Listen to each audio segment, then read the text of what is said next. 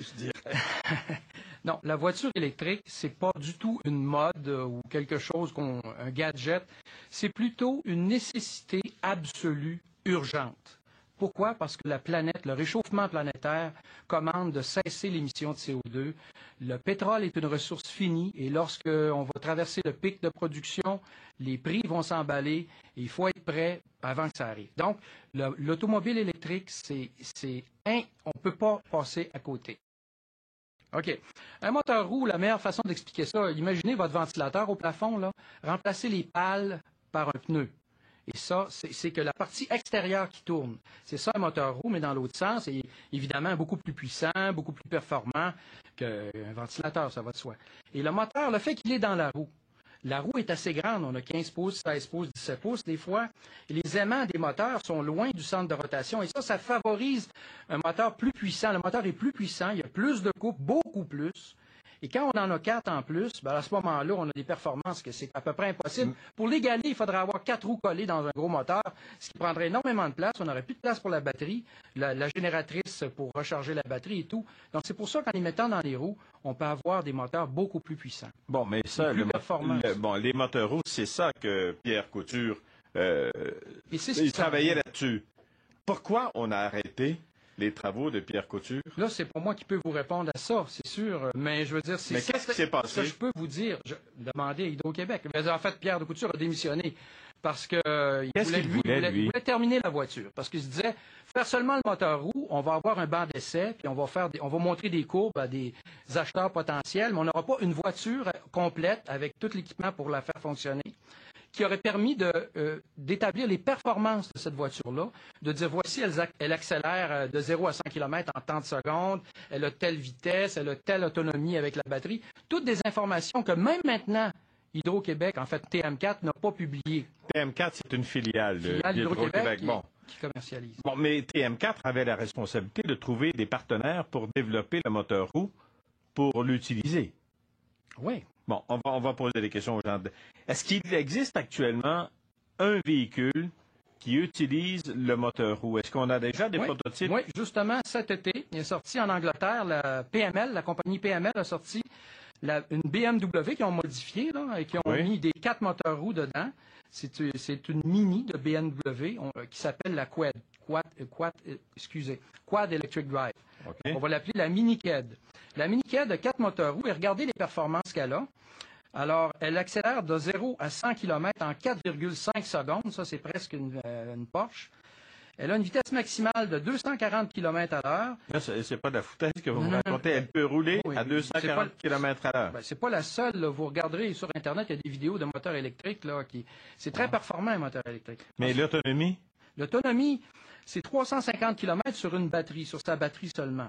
Elle est hybride aussi, la Mini KED, elle a une génératrice, mais sur la batterie, elle peut faire 350 km. Et ce qui est particulièrement intéressant, du fait qu'elle utilise des moteurs roues, elle est beaucoup plus efficace. Elle consomme seulement 6 kWh au 100 km. Ça veut dire 40 sous pour faire 100 km, ou à peu près 2,5 $ pour faire Québec-Montréal aller-retour. Bon. Puis, qu'est-ce qui sépare les plaques ici dans l'affaire? Ou... Entre les plaques, y a-t-il quelque chose? Non, c'est ça. Il faut absolument qu'il n'y ait rien entre les plaques. Mais je veux dire, chaque se plaque touchent les plaques? Non, il ne faut pas qu'elles se touchent, sinon elles vont circuiter. OK, fait comment tu les sépares?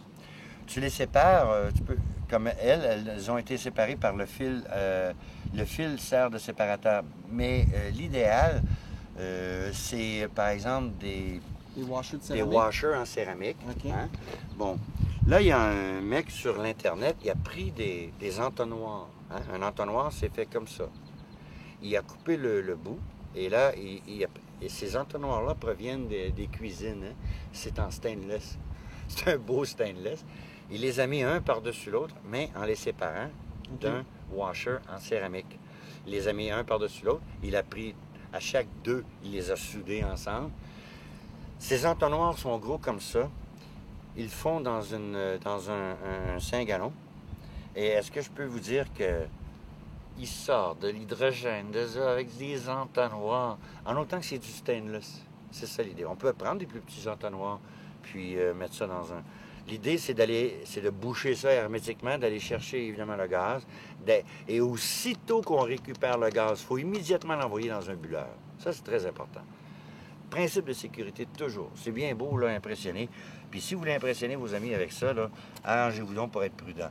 Vous pouvez faire des boum-boum, mais c'est pas pour jouer. Ça, c'est pour nous délivrer du pétrole. Alors, et c'est donné à tout le monde. Donc, il est très possible que le gouvernement mette la main là-dessus, dise non, vous n'avez pas le droit de fabriquer de l'hydrogène, comme ils ont fait au Japon. Tout ça pour vous dire que le principe de fabrication du HHO est très simple. C'est une plaque ou un cône, ou peu importe, une plaque en stainless séparée par des washers avec une autre plaque. Les washers doivent être le plus petit, le plus mince possible. Parce que plus la distance est loin, plus ça demande du courant pour provoquer la même réaction. Donc, les plaques, 1 mm les unes des autres, 1 mm 50. Les plaques ne doivent pas être plus épaisses que 2 mm. Vous pouvez le faire, mais ça va vous demander plus de jus.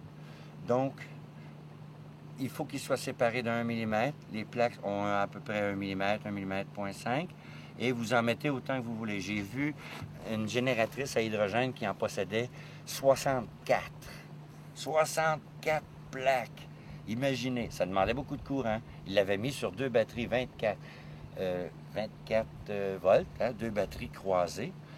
Et 24 volts, ça produisait 5 litres minute. C'est énorme. Moi, j'en fais 2 là, dans le moment.